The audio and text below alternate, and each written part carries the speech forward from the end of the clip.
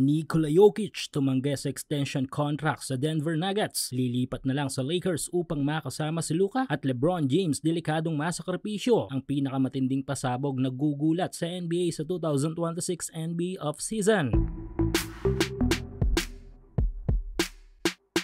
Nito lang ay ginulat nga tayo ng ilang mga trade na talaga namang hindi natin inaasahan. Tulad na lamang ng KD to Houston, Clarkson to Knicks at Damian Lillard na winave ng Milwaukee Bucks. Kahit pa nga isa ito sa may kukonsiderang ace player nila, nakatandem si Giannis. Pero bago yan ay natuon nga ang lahat sa magiging move na gagawin ng isa sa pinakasikat na kupunan sa National Basketball Association. Ito nga yung LA Lakers. Maliban sa pagiging famous NBA team ay kilala din ang Purple and Gold sa mga nanggugulat na trade na kanilang bigla-biglang ginagawa. Tulad na lamang ng shocking trade ni Luka at Anthony Davis na walang sino mang nakakalam kundi ang parehong GM lang ng both team. Yes, even nga mga coaches ay walang kamalay-malay. Kaya nga sa mga susunod na yugto ng NBA ay hindi imposibleng mangyari pa ito dahil nga tulad ng sinabi ng NBA legend na si Carmelo Anthony na ang NBA ay isang malaking business. Kumbaga nagsisilbing investment ng every NBA team ang kanilang mga malalaro na papataasin ng value para i-trade sa palagay nilang mas magiging magandang future sa kanilang franchise. Yan nga exactly ang ginawa ng Lakers at Dallas. Sa tingin ng Lakers ay 2 to 3 years ay mawawala na si LeBron sa kanila kung kaya't ang kanilang pamalit dito ay si Luka. Habang ang Dallas naman sa palagay nila ay good fit si AD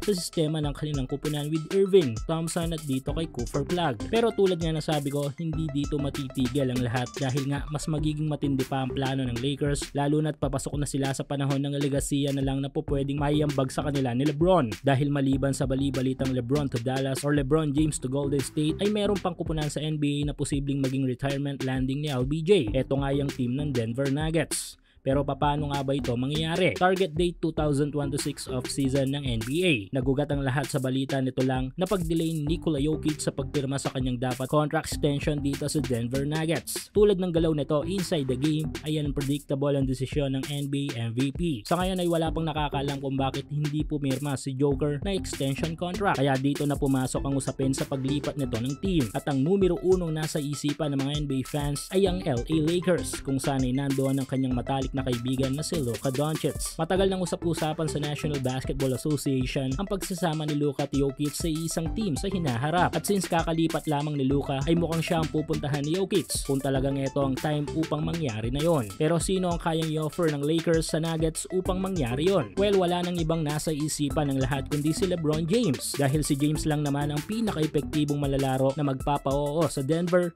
na bitawan nila si Nikola Jokic. Kaya ito ang sinasabi kong magiging sakripisyong tupa si King James.